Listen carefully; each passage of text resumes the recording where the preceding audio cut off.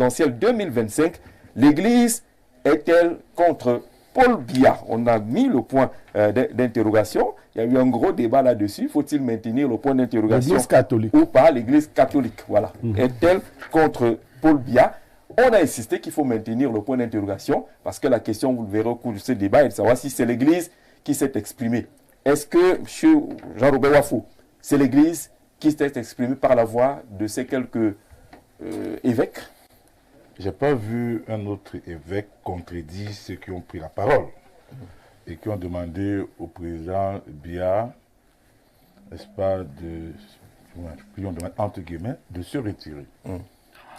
Parce que même tout est parti de Monseigneur Samuel Kleda, qui s'est exprimé, n'est-ce pas, sur RFI. Puis après, Monseigneur Jean Barga a pris la parole sur un autre ton. Il ne l'a pas contredit, Monseigneur Kleda, parce qu'il a demandé aux Camerounais, au peuple, donc aux fidèles, de prendre leur responsabilité historique. Ensuite, il y a eu l'évêque de Yagua, et puis l'évêque de Ngaoundéré. Moi, ce que je veux d'abord dire, le président Biya est un produit de l'Église catholique. Dès sa tendre enfance, son père était catéchiste. Oui. Il a été nourri par l'Église dès sa tendre enfance. Il est allé au séminaire, puis il est venu au lycée Leclerc. Il a eu sa bourse, il est allé à Paris. Et dès qu'il a fini donc ses études, comment il est rentré au Cameroun? Il est rentré au Cameroun sur recommandation du docteur Louis-Paul Ojoula, qui est un laïc engagé, qui est fondateur des hôpitaux Ad-Luchem. Moi, je dis, faisons dans la rationalité. Le 31 décembre, lors de son adresse à la nation, j'ai vu un président usé, fatigué, affaibli. Il faut être doté d'un esprit profondément irrationnel pour ne pas l'avouer. Maintenant que l'Église s'est exprimée. Vous considérez que les 4 évêques-là représentent l'Église catholique? Je veux dire ceci. Parce que l'Église catholique est organisée. Est-ce qu'il y a eu un autre son dissonant?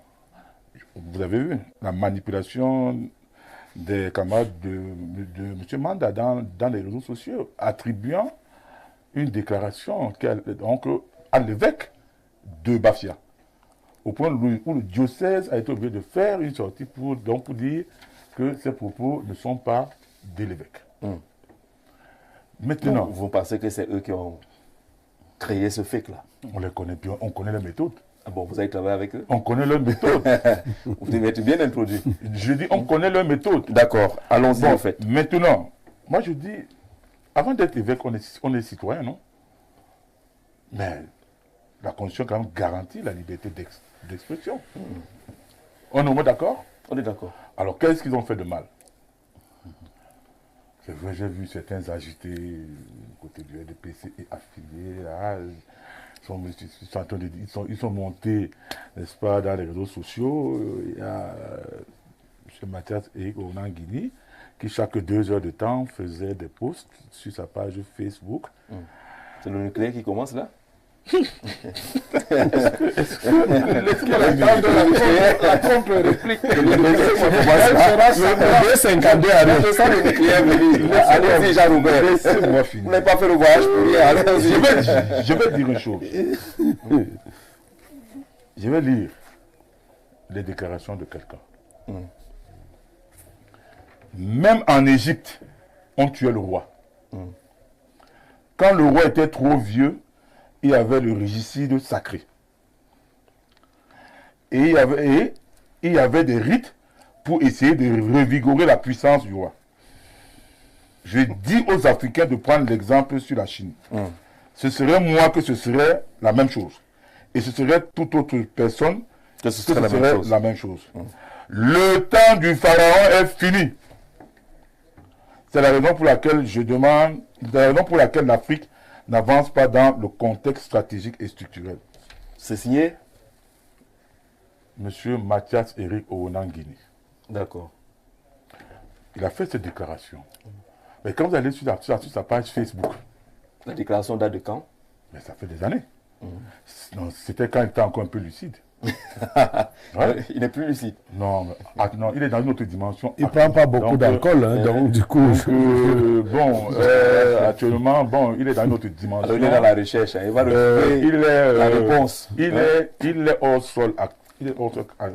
D'accord. Donc, vous estimez... Depuis qu'il a organisé donc, le colloque sur le chantalisme. Le chantalisme biaïste. Oui, bon voilà, il a totalement fait un virage, 180 degrés. C'est bon, vous avez largué? Et je vais dire ceci. Oui.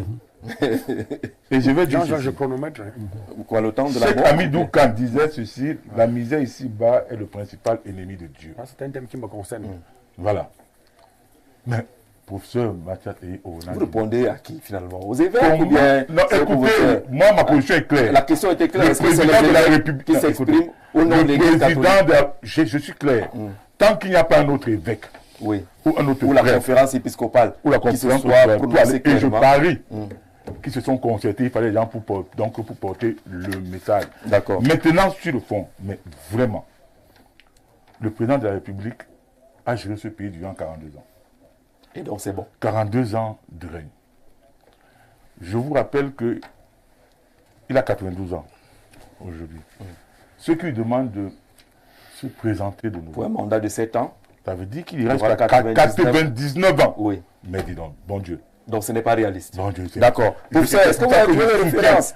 Je soutiens totalement et sans réserve Monseigneur Cléda qui a dit que si le président de la République se représente, ce serait irréaliste. D'accord. Je suis d'accord. Moi, je vais rester sur la question. Peut-être que vous trouverez une pirouette pour répondre au nucléaire qui est passé devant moi. Là, je l'ai vu passer. Avec des ogives. La question, est-ce que ces évêques représentent fondamentalement l'Église catholique?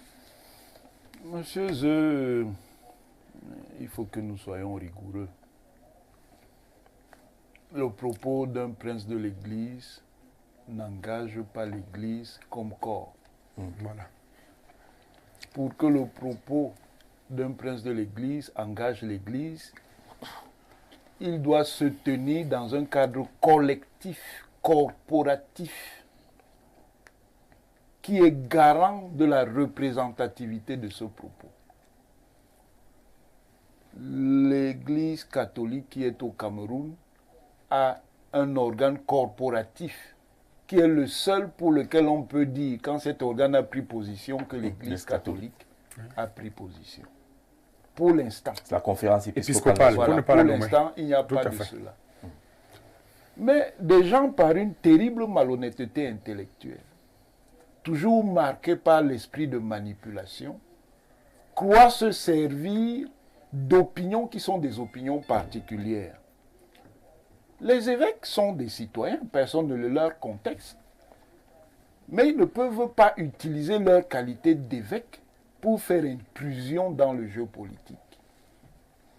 Tenons-nous à la position exprimée par le Christ lui-même. Il faut rendre à César ce qui est à César et à Dieu ce qui est à Dieu. Le commerce entre la foi et la politique est explosif. Si le Cameroun s'amuse à rentrer dans ce jeu, il devrait en assumer les conséquences. Pourquoi? Parce qu'évidemment, comme tous les pays, c'est un pays où il y a différents courants spirituels, religieux, confessionnels.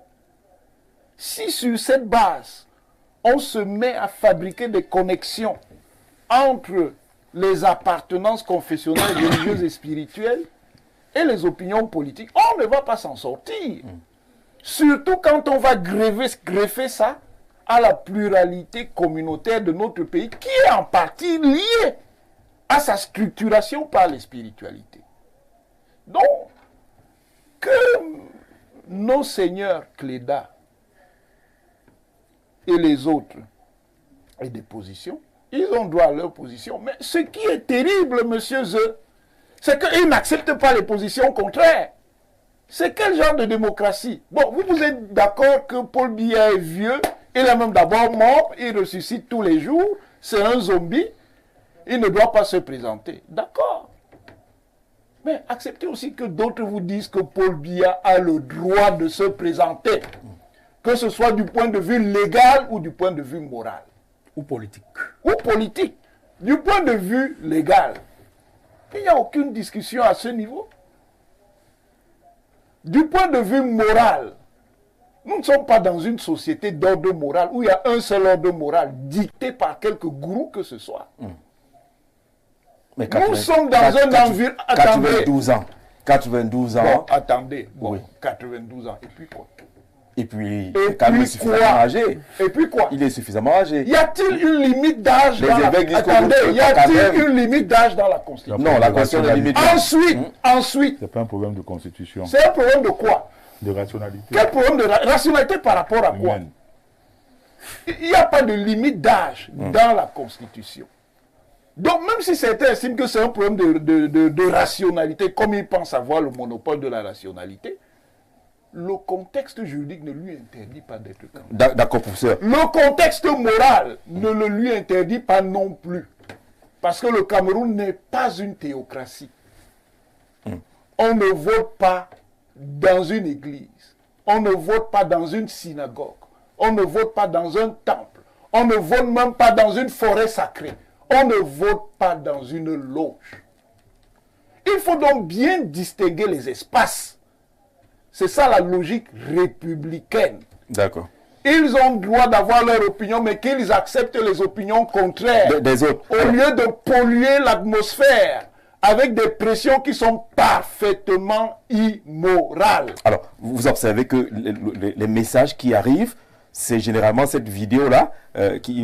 Revenons donc sur la vidéo. Alors, arrêtez de m'envoyer la vidéo, je l'ai. Revenons sur la vidéo. Il faut tuer... Monsieur Zé. Oui, Monsieur sur Zé. la vidéo. Oui, monsieur Zé. Soyons un peu sérieux. Entre Owonangini d'aujourd'hui et Owonangini d'hier, quelle est l'opinion de qui doit prévaloir? Celle d'aujourd'hui. Mais bien sûr. Mais c'est évident, non? C'est clair. Est-ce que c'est pas évident? À tout prix, vous avez. Pourquoi vous voulez me poser l'opinion que j'ai eue avant? C'est une Je suis opinion laissé d'en changer. Voilà. Mais alors, Vous avez prévu les pare-balles. je n'ai même pas fini. Ces gens sont profondément incultes. Ils ne savent pas écouter. Reprenez ce que j'ai dit. Qu'est-ce qu'on a mal écouté dans l'affaire là? J'ai dit qu'il y avait des rites pour renouveler. Pharaon, monsieur. Pharaon, c'est Sarah. C'est le fils du soleil. Non, vous avez C'est dit, le soleil. Vous avez dit le... Mais mettez qu'il reprécise son du idée. pharaon est fini. Monsieur Voilà. des bombes Vous avez dit le nucléaires temps du pharaon trafiquées. Calmez-vous. Voilà. Monsieur des bombes nucléaires trafiquées. C'est ce que vous avez Calmez-vous. dit. Ça fait shit. Le temps du pharaon est fini. D'abord, on fait shit. Ça fait shit. Le temps du pharaon Ce est qui fini. prévaut, monsieur, dans l'ordre des opinions, c'est Owonangini d'aujourd'hui. Cessez l'imposture. Le temps des Ça, c'est pharaons bien. est De fini. deux, Pharaon est Sarah. Il est le soleil incarné. Le soleil meurt tous les jours et il renaît le lendemain. Ah, le professeur C'est s'est ça qu'on préparé. appelle le rituel du Hepchet, monsieur. Là, c'est le Koukao. Hein. Les Ça, c'est Congolais ça. passent pas du Non, mais... Koukao. Alors, Non, il fait pas la phraseologie. J'ai dit, c'est si vous avez dit le temps des pharaons est fini.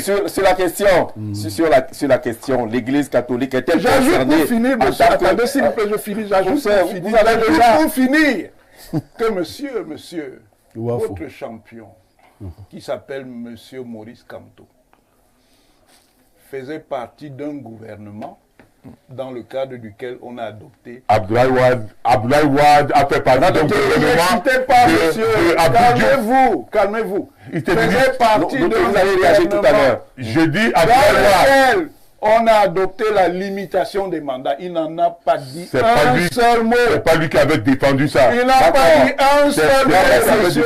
Il n'est pas là. Il n'a pas dit un Il seul n'est pas là, mot. professeur. Donc, à l'occasion, Je savais qu'on allait revenir sur lui. je n'ai pas Je fini. savais que vous allez parler de lui. Vous voulez la polémique. Il vous vous voulez. donne des utilitaires. Monsieur, D'accord. si monsieur Merci. Potier, Entre si le monsieur nucléaire Potier et la réponse peut nucléaire, être permettez qu'on candidat avance. en 2025 s'il le veut. Qui me C'est soit. parce que la suppression de la limitation des mandats présidentiels a été acquise en avril. Qui a défendu ça? Qui a défendu? Et que le Il candidat était est dans là, le merci. Merci. Et il n'a Merci. pas dit le S'il vous contraire. plaît, C'est s'il le vous ministre plaît, du permettez à Développement Merci la manière de réagir sur la question. Voilà. Est-ce qu'on devrait attribuer Vous les avez sorties de dit ces que- évêques à l'Église catholique? Je voudrais d'abord vous dire que Mais pas de bombe. j'apprécie. Non, j'ai pas de bonbons. Moi, D'accord. je viens discuter habituellement ici avec des frères et des compatriotes avec lesquels nous échangeons de façon tout à fait républicaine des opinions. Il est normal qu'elles ne soient pas toujours les mêmes. Hein. Voilà, en République, on n'est pas obligé de penser tous pareil. D'accord, maître. Mais je suis Nous quand sommes même, bien d'accord, maître. je suis quand même un peu, j'apprécie énormément l'agilité, la souplesse de la colonne vertébrale lorsqu'on peut passer d'un avis, d'une opinion qui est relativement nette, argumentée à une autre. Et alors? La seule chose que moi je voudrais voir, c'est qu'est-ce qui s'est passé dans l'intervalle. Voilà, c'est tout. Sinon, c'est facile. Je sais qu'aujourd'hui, il y a d'ailleurs tout un ministre du gouvernement qui a été fait ministre sur ces bases-là. Il est devenu Saül. Il pensait avant des gens. Il est devenu ça. Lui avait Vous menti. dites comme lui. Lui avait menti Il s'était auparavant. trompé. Et tout d'un coup, voilà, aujourd'hui, il a découvert la lumière. Mais c'est son entre-temps, opinion d'aujourd'hui qui compte, non? tout à fait. Sauf que entre Mais les deux, sauf qu'on quand même, n'oublie pas l'opinion passée. nous, pauvres citoyens qui observons, qu'est-ce qui nous fait dire donc qu'aujourd'hui l'opinion qui est développée est la bonne? Si auparavant on a développé une opinion avec des arguments qui étaient des arguments, je vais dire relativement cartésiens et objectifs, et qu'on observe que les mêmes arguments persistent, mais que seule l'opinion a changé, sans qu'on ne nous dise sur la base de quoi ça a changé, comprenez que nous soyons quand même un peu mal à l'aise. D'accord. C'est la question. Asia, maître. Merci beaucoup. Asia. Merci, prof. Merci, faites accueil. Asia. Parce qu'il sait qu'il a mal, donc c'est pour ça qu'il souffre.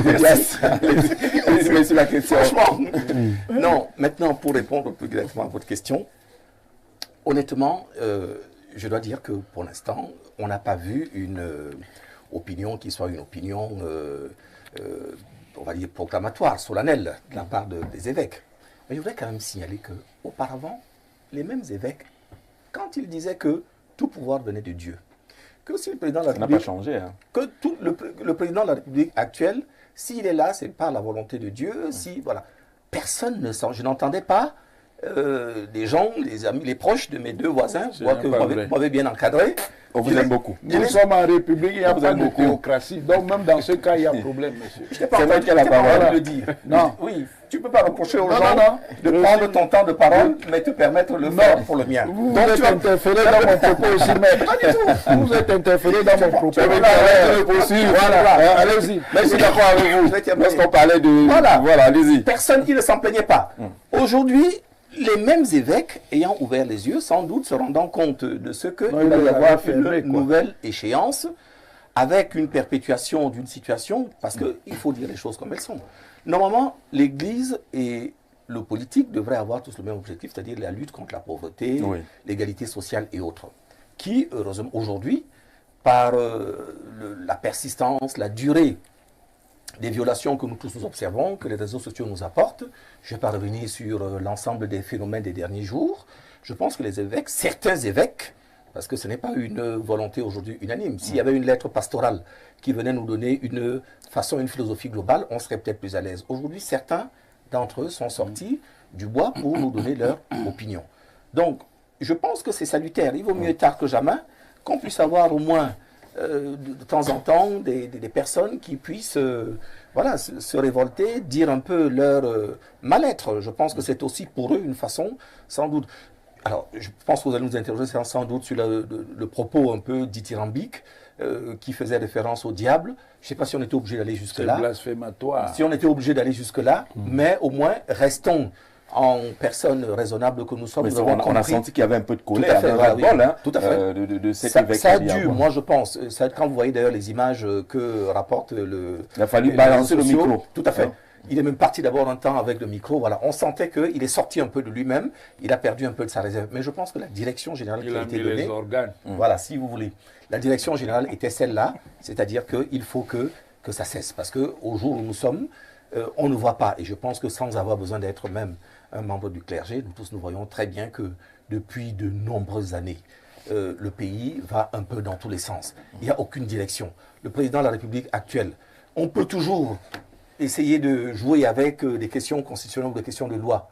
Mais nous savons très bien qu'en dehors de la loi, la plus grande loi, c'est ou la loi de la nécessité ou la loi de la nature. Vous pouvez rajouter dedans tous les textes que vous voulez. Si la loi vous dit vous avez la possibilité d'aller jusqu'à 125 ans et que la nature a limité votre durée de vie à 55 ans, Voilà, donc je veux bien que les gens qui aiment broder avec les astuces de la loi, des textes et autres pour essayer de mentir un peu à l'opinion. Aujourd'hui, tout le monde, et ça, on n'a pas besoin d'être sorti de quelle école, je ne sais pas, ou d'avoir quel titre de professeur pour pouvoir voir que non seulement le pays, en général, vous pouvez prendre toutes les difficultés auxquelles on a été confronté aujourd'hui à l'intérieur du pays. Vous voyez même l'aspect général du président de la République. Et Dieu sait que moi, je l'aime bien. On l'a tous aimé à un moment donné. Et qu'on l'aime d'ailleurs ou qu'on ne l'aime pas, il est devenu notre président de la République. On est au moins obligé de le prendre comme tel. Mais simplement, on observe bien aujourd'hui qu'il n'est plus en capacité. Et ça, le dire n'a rien de non républicain ou de... Voilà, c'est une simple réalité. Sauf évidemment à vouloir protéger des intérêts qui ne sont pas voilà, ce que nous aurions tous aimé qu'ils soient. C'est tout. D'accord. On va aller aux questions qui fâchent. Les mecs, comme vous n'avez pas de casquette politique reconnue, ouverte. Non, je n'en ai pas. Alors, est-ce qu'aujourd'hui l'opposition devrait saluer cette sortie des évêques? On a l'impression que c'est un sacré coup de main. Je commence par là, il y a la suite. Alors, Jean-Jacques Zeu, j'ai entendu les gens dire bien de choses. Et ils n'ont pas interrogé la sacrée théologie. Est-ce que les évêques ont le droit en théologie, que ce soit en théologie catholique ou protestante, de se prononcer sur la marche des affaires d'une cité, d'un pays? La réponse coule de source, oui. Les évêques estiment, et sur cette table il y a beaucoup de catholiques, hein, ils appellent les prêtres mon père, nos pères. C'est-à-dire, Manda va prendre la parole, il faut qu'il fasse attention parce qu'il va baisser sa tête pour que son père, qui est au-dessus du chef, lui pose la main. Et donc, pareil, il baisse la tête, le père pose la main. Je crois l'église, pas dans la... Je dis, je veux faire le parallèle, Jean-Jacques. Ce sont donc les enfants de ces gens-là dans l'église qu'ils confient à l'État. Et si les pères ont l'impression que l'État gère mal ses enfants, leurs enfants, ils sont les premiers à rappeler à l'ordre l'État. C'est comme ça que l'Église fonctionne avec le politique. Donc, pour ceux qui essaient de parler de laïcité, c'est bien le rôle de l'Église. C'est ça, donner à Dieu ce qui est à Dieu et à César. Il ne faut pas tout retirer à Dieu pour tout donner à César. Le pouvoir que les hommes d'État ont est le pouvoir que les hommes de Dieu leur ont confié sur les enfants de Dieu. Parce que les pères de l'Église estiment que nous sommes d'abord leurs enfants qu'ils ont confiés à l'État. Ce n'est pas le contraire. L'opposition se gargarise. On lui a fait un coup de main. Je ne sais pas à quelle opposition on a fait, puisqu'il n'y en a pas. Il n'y en a pas comment? Ça, c'est une autre question. On lui a fait aucun coup de main. L'évêque même qui est allé jusqu'à dire que le diable vient prendre le Cameroun a très bien parlé.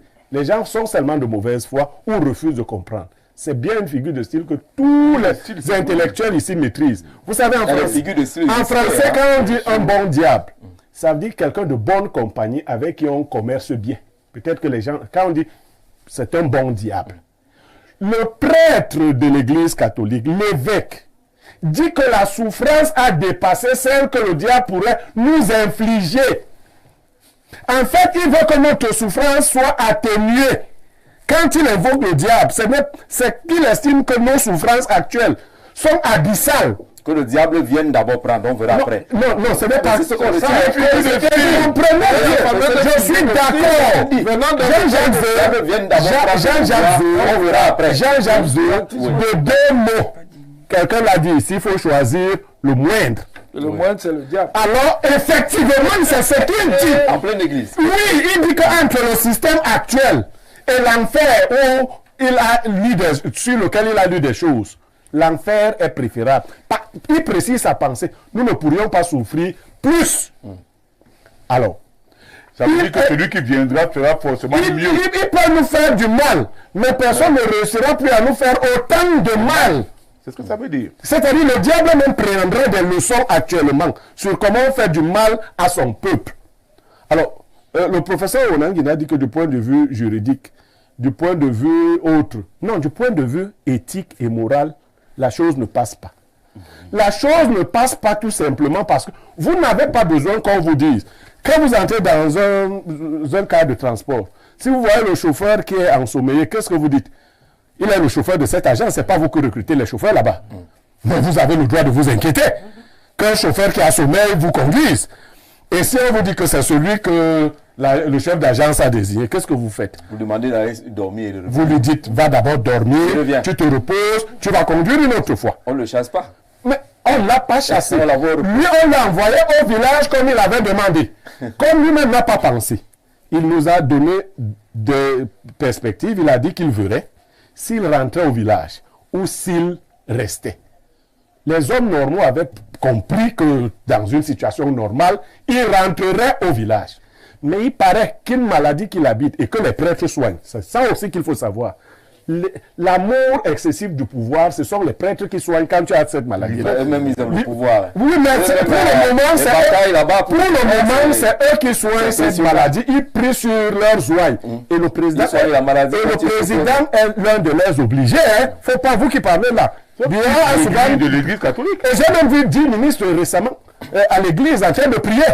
Quand vous organisez les messes pour que ces prêtres prient pour que votre champion dure encore beaucoup d'années, ils ne se mêlent pas là de politique. Même ce dimanche, ils ont prié. Pourquoi ils ne pouvaient pas prier pour qu'ils ne vivent pas pas longtemps comme ça? Le diable ne serait pas venu nous diriger. Non, il faut être clair. Oui. L'église catholique est très hiérarchisée. Les évêques qui ont commencé à parler ne sont pas les enfants d'une même mère.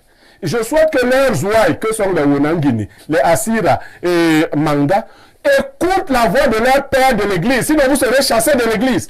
Vous n'avez pas à faire. Quand l'église vous parle, vous venez sur les plateaux dire quelque chose. La République, monsieur. L'église est au-dessus de la République. Dans votre aspect eschatologique, c'est Dieu qui dort dans vos cœurs et non la République. L'église n'est pas au-dessus de la République. D'accord. Alors, je vais venir à Aristide Manda, mais permettez, pour baisser un peu le ton, parce que il y a le secrétaire général adjoint du comité central qui a demandé qu'on baisse un peu. Il a dit ceci, Grégoire Ronan, on va afficher son texte. Depuis toujours, quelques évêques s'expriment de façon véhémente contre la politique du président Paul Biya ou du régime en place. Ne soyons donc ni offusqués, ni choqués par ces prises de position qui sont sans doute aussi des manifestations des libertés démocratiques retrouvées grâce à Paul Biya et au renouveau. Il y a eu certainement des égarements et des insuffisances de notre côté, de leur côté. Le président l'a reconnu et c'est tout à son honneur. Quelques-uns ont oublié la lutte contre la corruption et les détournements ou la promotion des droits de l'homme. Nous devons tous, après ce discours, retourner aux sources. Ne soyons pas violents envers les évêques, même quand ils font l'apologie du diable, car le président Biya est contre la violence sous toutes ses formes. Gardons notre sérénité et continuons de travailler en intégrant bien ce qu'on nous reproche pour le corriger. Nous, les catholiques, pouvons rappeler à certains de nos pères, évêques ou archevêques, que la colère est mauvaise conseillère et que la miséricorde peut exister. C'est eux qui nous ont appris ça dans le catéchisme pour la première communion et pour la confirmation. Pas de violence vis-à-vis des princes de l'Église, s'il vous plaît. Débattons, ne nous battons pas. Nous a prescrit Paul Biya. Je me permettrai d'ajouter en toute convivialité, s'il vous plaît. Il s'adresse à un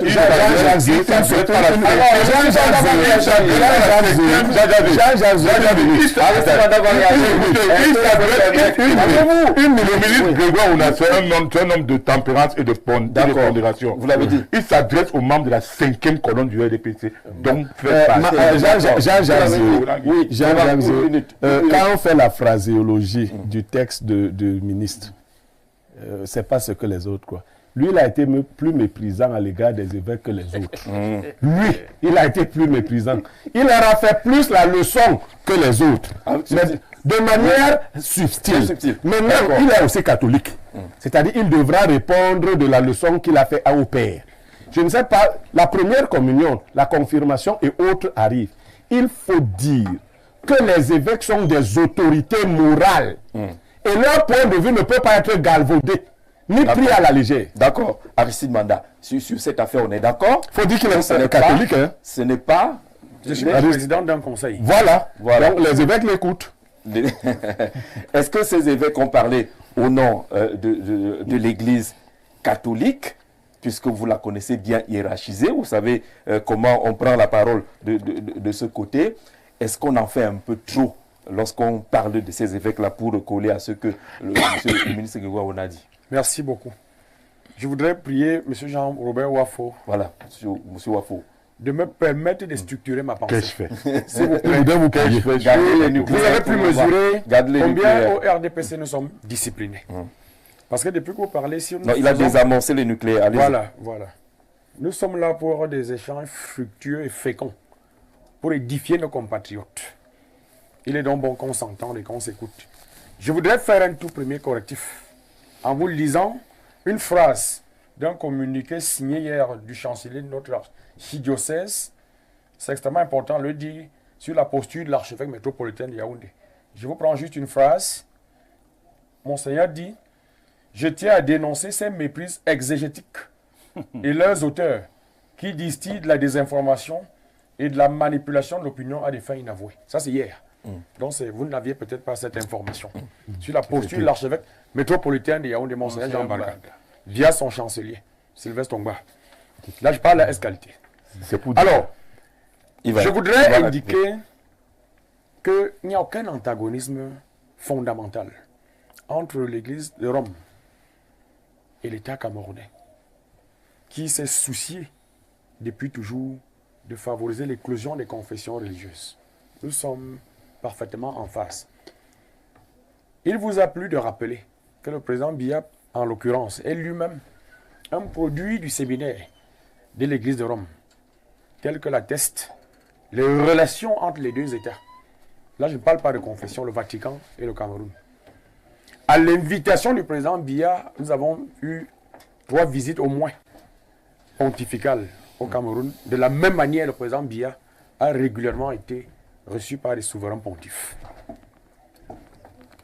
Quant au camarade, le numéro 2 de l'appareil, notre parti, qui est un politicien fin, capé et racé, nous comprenons sa posture et nous avons tendance à nous aligner dans la mesure où il prône, il nous exhorte à la tempérance.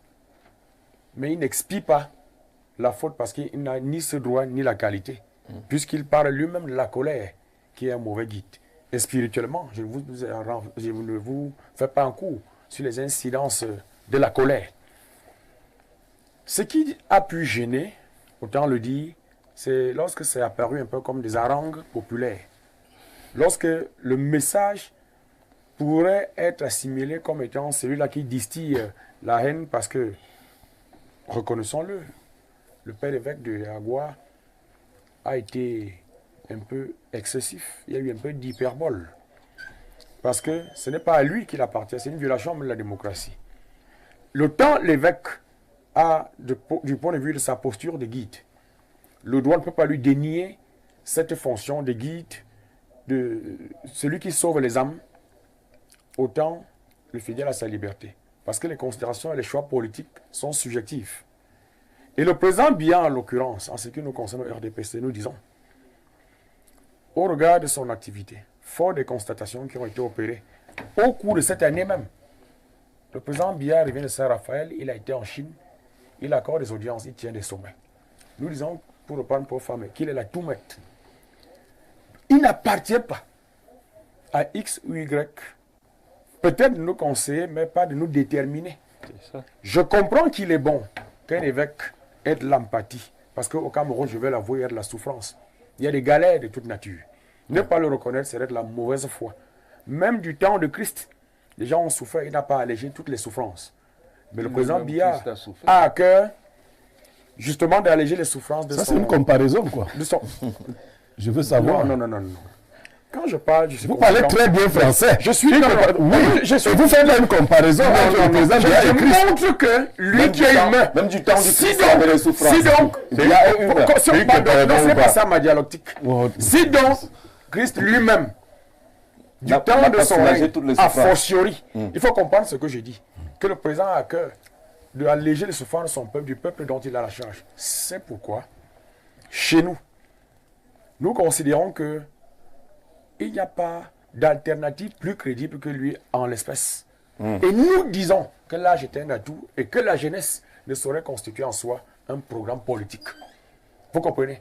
Nous continuons avec le président et c'est un choix souverain à l'intérieur du parti et pour lequel nous invitons l'ensemble des compatriotes à prendre fait et cause. Nous disons qu'au niveau de l'Église, je convoque la théologie en Amérique du Sud dans les années 70, vous connaissez la libération. Donc on considère effectivement que l'Église a le droit, peut s'insérer, peut injecter des idées, peut travailler pour la société, qu'elle fait partie de la société et qu'elle doit permettre de résoudre les problèmes. Donc l'Église de Rome, qui au Cameroun est importante du point de vue de son magistère, de la formation, la théologie et tout ce que vous pouvez imaginer. Moi personnellement, et vous l'avez dit, vous n'avez pas tort, l'évêque, je le sais, dispose de ce qu'on appelle la plénitude du sacerdoce. C'est-à-dire que lorsque vous êtes évêque, vous êtes arrivé. Ça, autant que je vous le dis chez nous à l'église. On dit père évêque. Voilà. Je suis de l'église de Rome. Les dogmes desquels je suis assujetti. C'est-à-dire que je suis effectivement quelqu'un qui appartient à cette église parce qu'elle véhicule un bon enseignement. Mais lorsqu'il nous a semblé, un temps soit peu, qu'il y a eu de la manipulation et que les officines de la déstabilisation ont voulu capter et récupérer certains propos, et qu'au lendemain d'un discours important, c'est apparu comme des tirs groupés, comme synchronisés, il était normal que nous interrogions. Il était bon que nous regardions cette situation de près pour attirer l'attention des uns et des autres, pour qu'ils regardent quelles sont leurs limites et n'outrepassent pas leurs fonctions. Ça, c'est le citoyen qui peut parler. Mais le secrétaire général a apporté une boussole qui est adossée à ce que pense le président Biya, la tolérance, la tempérance.